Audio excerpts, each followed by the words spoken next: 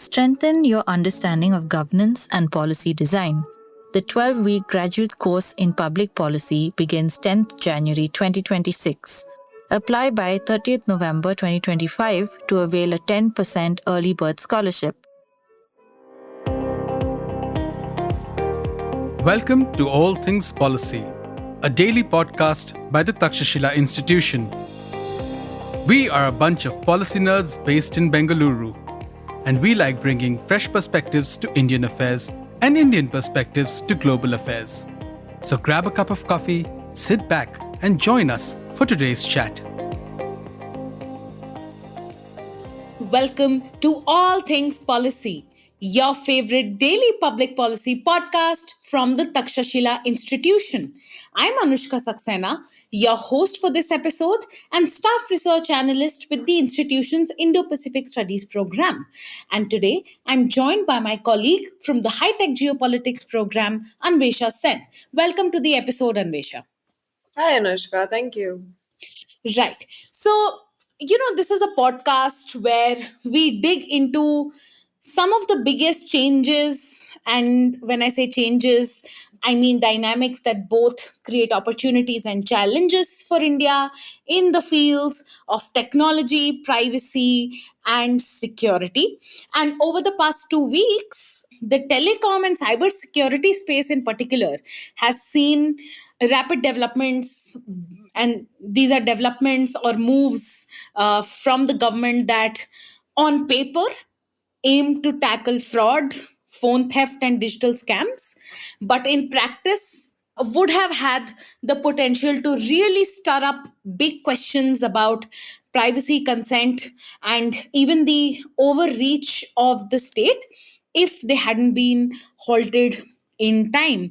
And yes, you've guessed it right. What I'm talking about is the government's push to make the security tool Sanchar Sathi a part of every Indian smartphone, an inbuilt app that is mandated to quote unquote crack down on spam, digital arrest scams, and untraceable fraud, but also comes with a simultaneous mandate for things like app level identity binding using SIM cards, or SIM binding for popular messaging platforms, and the ability, of course, to even create a massive movement map for what users of the smartphone would do on a day-to-day basis. So the goal in this episode today would be to unpack what the app is all about, what the goal of the government was, what the potential and unintended consequences could have been if the move was implemented and enforced, and if it wasn't stopped in its tracks. And we'll tackle the big questions, and Anvesha rather will tackle the big question, that is, would the measure have actually solved the problem that it targeted, or would it have been a misfiring attempt that would have created new dangers? So with this kind of lay of the land in mind, Anvesha, let me start with the first kind of a state setting question for you, which is, what we've seen happening in the past 2 weeks is both new and interesting, but at the same time, intuitively something that a lot of analysts and laypersons connected with. And there was some backlash, even as the government believed that this was the right move in the face of all the cybersecurity challenges that India faces. So, can you do a detailed breakdown of these developments in the telecom and cybersecurity space? And it will be lovely if you can focus on the Sanchar Sathi app itself, discuss things like geolocation sharing and SIM binding. These are terminologies we're hearing a lot about in the news, and what the mandates of the app were. Over to you.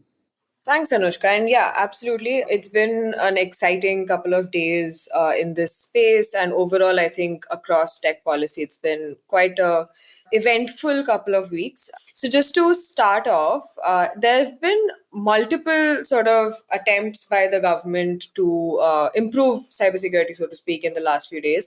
One of them being Sanchar Sathi. And then additionally, there have been the telecom cybersecurity amendments, which came out a bit earlier, I think in October, which also then lays out the SIM binding part of things. And then now there's conversations with telecom companies going on wherein they propose having geolocation being shared at all times.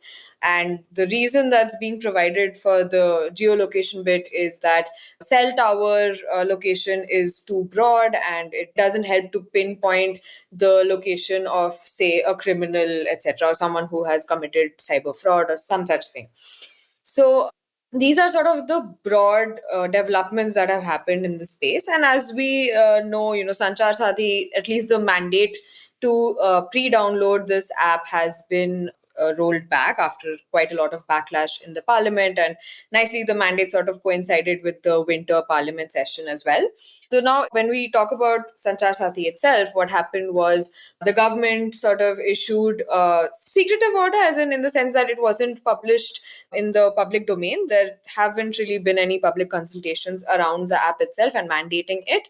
Instead, the order was sent to mobile companies such as Apple, Samsung, Vivo, etc., where they were asked to, or rather mandated to, preload this app onto all new handsets, and those phones that are already within circulation, they were asked to offer over the air downloads with the next sort of updates. So in essence, sort of mandating that every phone across the country would have this app downloaded.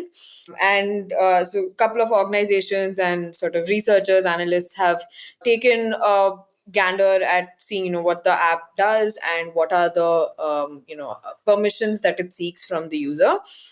And it's quite broad. I mean, it looks at flashlight permissions, the ability to be able to read SMSs, call location, storage, and potentially full device monitoring. And in addition to that, like, the aim that they've stated is that they would like to be able to verify IMEI numbers. They want to be able to block stolen or lost phones, make fraud reporting much easier, etc. So those are the sort of stated aims of the app. But as we can see, like, the permissions that it seeks is quite excessive. Second, on SIM binding rules, this is something that's been notified under the Telecom Cybersecurity Amendment rules, which will be effective from February 2026, which requires messaging apps such as WhatsApp, Telegram, and Signal to link to an active KYC verified SIM. And so what would happen is that web versions of these apps would log out every 6 hours and you would have to re-log in. And so your phone number would be verified each and every time. That's sort of the second thing when we're talking about SIM binding. And then thirdly, there are proposals from telcos, like I mentioned, to sort of mandate satellite tracking for precise access to location of phones. I mean, the reasoning there is to better tackle cyber fraud, etc., and be able to locate where a certain fraud or crime of this sort might be happening. And obviously, from all of these, we've got various big tech companies that are, opposing these different mandates and rules and amendments quite vehemently. And it's been quite a fiasco. So overall, that's the sort of lay of the land. And in terms of Sanchar Sathi, recently, right after the winter parliament session, we had, the Department of Telecommunication withdraw the mandate itself, but the app still exists. And there have been quite a lot of installations of the app. There have been, I think the number of users on it is 1.2 crores or something in that sort of ballpark. But yeah, that's broadly what has happened in the past few weeks. Right. Really interesting stuff, Anvisha. So, on paper, again, it looks fairly simple, right? And secure. The idea is whatever, if you lose your phone or if there's a scam call that you receive, you can report it. If you have a second-hand phone, you can verify if it's genuine. And with stuff like SIM binding, if somebody opened a SIM or a connection in your name, you can flag that. So it seems like there could be a lot of benefits to this in the cybersecurity context.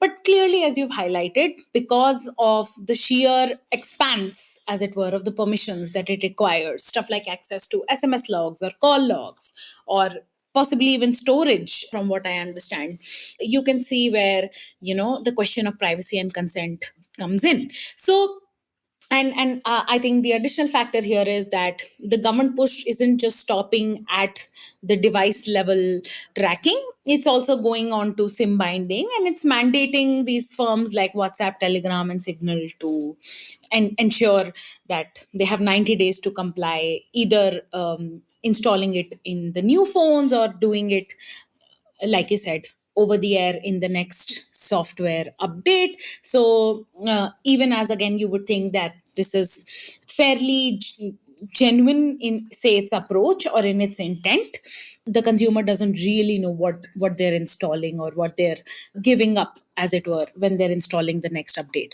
right? So given this backdrop, where do you see such maneuvers fit in legally? In the past few months, if we go back to maybe say November, we also saw the DPDPA rules come in, and there are new guidelines and provisions on data protection in the country. This was a bill, by the way, that was anticipated for a long time, and when it finally passed, again, there were debates around it, but many also commented that India finally has a data protection, overarching data protection regulation that is in more ways than one specific. So legally, where does a maneuver like this fit in light of these privacy laws? Do you see any overlaps or conflicts with data protection regimes or the DPDPA in specific? Yeah, that's actually quite a pertinent question. Obviously, with such mandates wherein a lot of personal data is being asked for by the government, questions around consent, questions around privacy, data protection, etc., do come in. And if we're talking about the DPDPA specifically, I mean the act itself came out in 2023, and we already saw that there are broad exemptions for the government, and I mean the definition or the sort of boundaries wherein the government is exempted under the act is it's public order and national security, and those terms aren't necessarily defined. So I mean, they could obviously the mandates here have been put in place due to cybersecurity, cyber fraud, and it can very easily be argued that these are required in order to maintain a level of national security and to maintain public order, etc. So any number of regulations can be put in place just by making that argument of public order and national security. And we have seen that in the past with numerous other rules and amendments and similar other orders.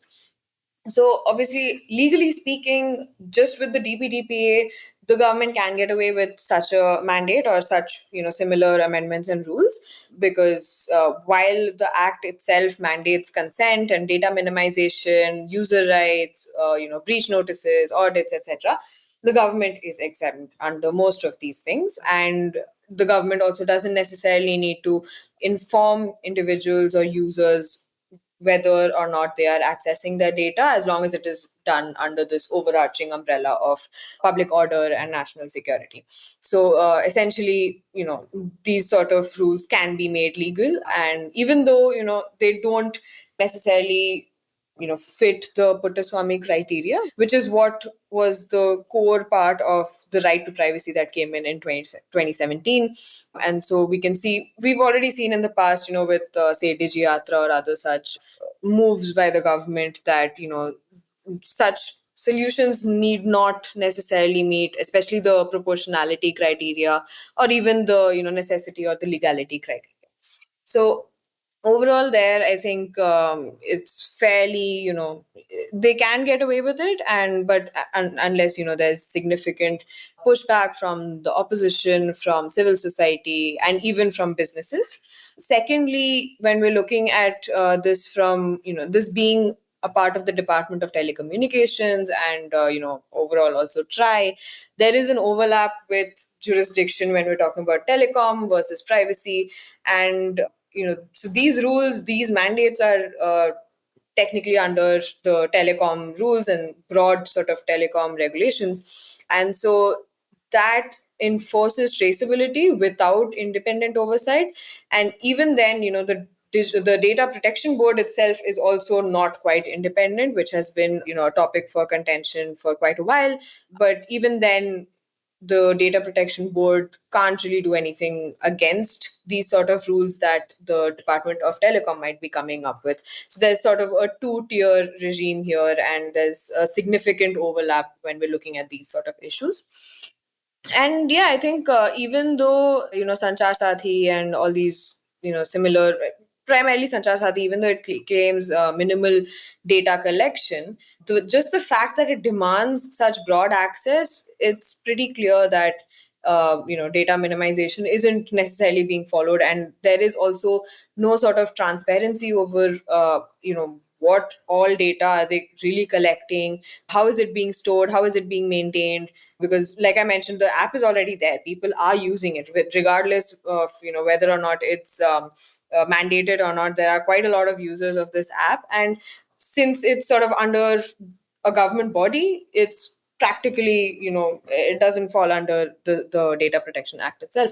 And so and it not being open source is another area of concern, wherein the community can't really look into how safe or how secure the app is, can't really make sense of whether or not people should download it, what grievance redressal mechanisms might exist if data collected from this app is being misused. So a bunch of things, there's a lack of transparency, and but overall you can go ahead with it, it's practically legal. And so yeah, I think that's pretty much the overall concerns when we're looking at it from a regulatory and legal perspective. Yeah, that's interesting stuff, Anvesha. Of course, you referenced the Puttaswamy judgment of 2017. And from what I understand, the three criteria revolve around legality, need, and proportionality. Again, not just on the legality bit, as you amply explained, but also on the need bit, for governmental institutions to argue that cybersecurity is plaguing the country, there is a lack of cyber hygiene among the population, would also constitute or perhaps even meet the need criteria per the judgment. But I think again the question comes to that third aspect, which is proportionality. And if the mandating of such a maneuver not just impinging on privacy and consent, but also on the freedom of business operations and market operations, is where again I believe the problem is, if I've gotten you correctly so far. And perhaps that's also the reason that despite the meeting of the legality and even the need aspects of the criteria, just the sheer pushback meant that the proportionality criteria in the mind spaces of most sections of India is not being met. So now that you've explained it intuitively, it makes sense. But just to come back to the point that you made about mobile companies being mandated, and we've discussed this, and I've briefly referenced free market operations or free business operations here. But just to delve a little bit into the details of this, let's say something like this goes through later, perhaps even through an executive order, until and unless it's struck down by, say, the courts of India. What sort of implications do you see something like this having on the operations of mobile companies and even digital media platforms like WhatsApp or Signal? So, I mean, the first thing is obviously that, the cost for compliance will increase drastically. There has been resistance and pushback from companies such as Apple already. So, Apple has been vehemently against, preloads or location tracking, etc. And so, potentially, what could happen in the short term is that a lot of these companies face a lot of increased costs, and as is the case, the cost will then be pushed down onto consumers and users, and so the cost of phones would increase. And then with the resistance from companies like Apple, in the long term, what happens is it sort of erodes India's position as a trusted sort of hub for manufacturing and for even sort of selling these phones. So overall, I think these big tech companies essentially would be burdened by a lot of excessive fees. And in addition to that, consumers not only have to take on the additional cost, they would also then have to bear the brunt of having a lot of their data being accessed by the government, so to speak. And in addition to that, I think we can also talk about whether this even can solve the problem that it claims to solve. And we already have a bunch of regulations, a bunch of existing tools which are comparatively less invasive, that can solve the problems that these sort of mandates or rules set out to solve. And there are other alternatives that can be used as an easier way to sort of tackle cyber fraud, to reduce the use of, say, blacklisted or cloned IMEIs numbers, etc. And so there's a lot of other things that can be done without necessarily hampering such a massive market. And India is a big mobile market. I think it's about $48 billion, if I'm not wrong. So yeah, so overall, I think even with the DPDPA coming in, a lot of OTT and just generally any sort of platform that processes data will be facing an increased cost for compliance. And so overall, what happens is it increases the difficulty of doing business in India. And right now we're at a juncture where there are a lot of business opportunities. There is a lot of opportunity to grow India as a market for a bunch of emerging tech related fields.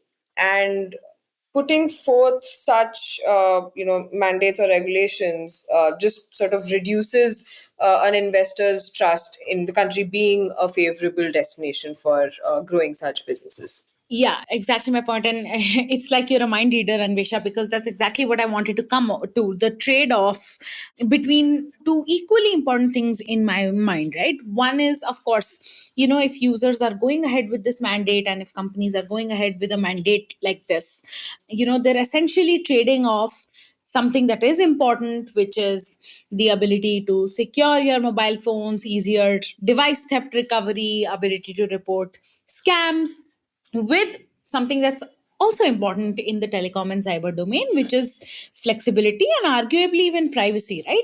And this is especially given that, as you've laid out, SIM binding is being combined with device tracking. And in India, we have a bit of a notorious experience already with the government's push for traceability, reduction of anonymity, and all of that, right? We just a few years ago we saw that the government mandated that companies like WhatsApp and Twitter have grievance officers that liaise with the government. End-to-end encryption is given up so that it becomes easier for the government, again, in the name of national security, to crack down on the original source of, say, disinformation or cyber fraud, right? So we have that notorious background. And at the same time, we acknowledge that we, as a country, there is a lack of cyber hygiene and cybersecurity awareness. So there is a trade-off, as you've rightly put it.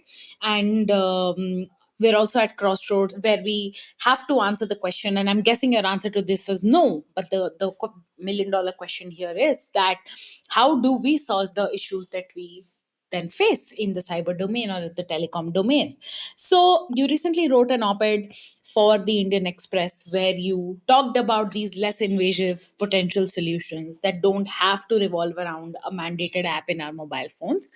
And to conclude this podcast on a meaningful and constructive note, it would be lovely if we could hear from you on what those ways and solutions to tackle cyber threats and frauds, which are on the rise, by the way, be going forward.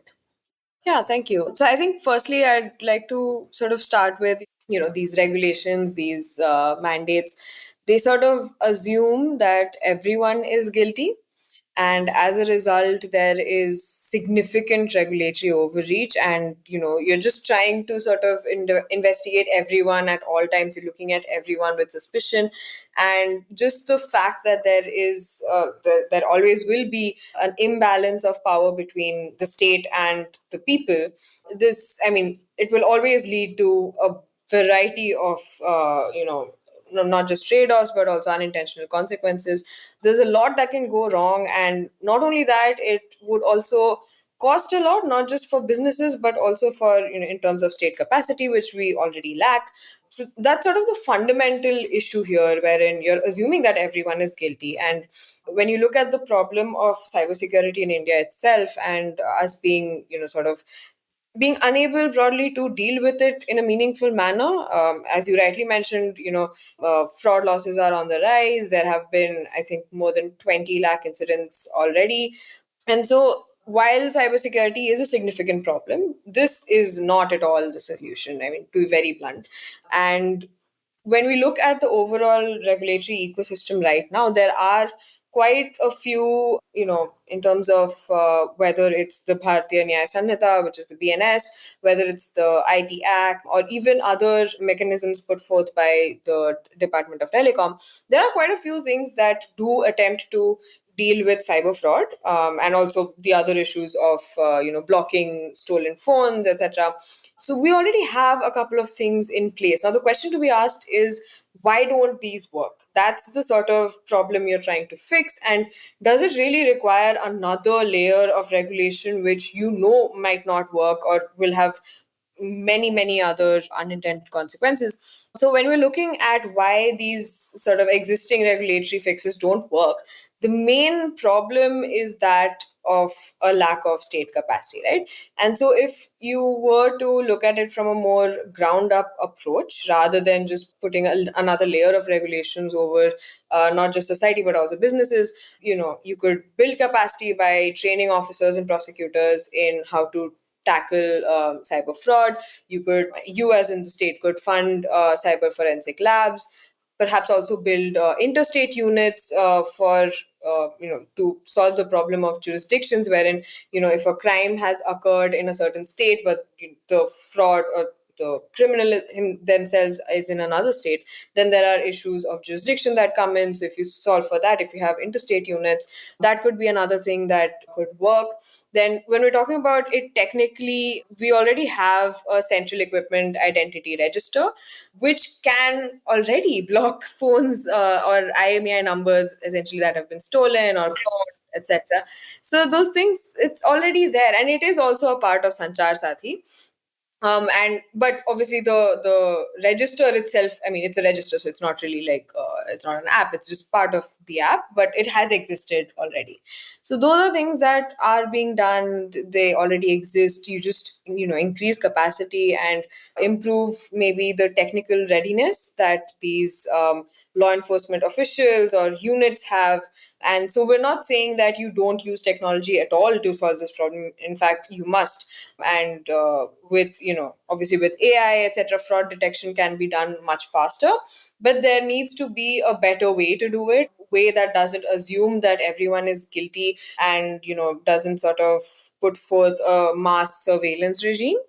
And there are ways to do it, and I'm pretty sure there are other countries that have been able to instill these sort of practices and technologies. And then lastly, perhaps on the Data Protection Act, while that can't really, I mean, it won't be changed in the near future to sort of get rid of government exemptions or put forth a definition or sort of a boundary around what those exemptions might mean. What could be done is have independent audits, raise awareness amongst the broader community over how they can tackle cyber fraud. So if they face such crimes or frauds, how do they go about it? What is the government body that they approach? And again, if you increase capacity, it becomes much easier for people to for grievance redressal, etc. So I think a lot of these problems can significantly be solved just by using some of these methods. And instead of, there needs to be a change in mindset when we're talking about cybersecurity. It cannot be assuming everyone is guilty or just surveilling everyone just in the off chance that someone tries to commit a crime or commit fraud. And so I think that is the main thing that needs to sort of change. Lovely. Thanks so much for that, Anvesha. So this kind of is a very interesting fighting fire with fire kind of an approach, because if you want to mitigate over regulation, you need to enforce the regulation that already exists.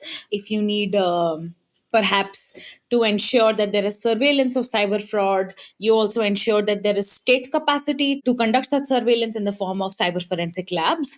And of course, you need clarity on regulatory compliance. So for grievances, do you go to TRAI or do you go to the Data Protection Board? Things like those need to be clarified for provisions to become more meaningful for people to understand and follow. So, listeners, that was Anvesha for you, designing a policy to curb digital fraud device theft and impersonation without compromising privacy. So it's a mix of technical, legal, and regulatory tools that do exist beyond a mandate such as that is of this nature.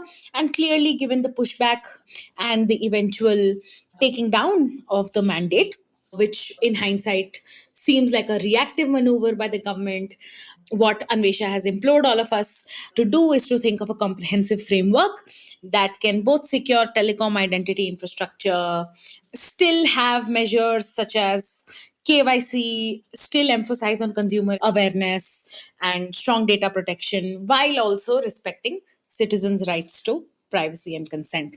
So, thank you so much again, Anvesha. This has been a fascinating conversation, an excellent scene setter, and a deep dive.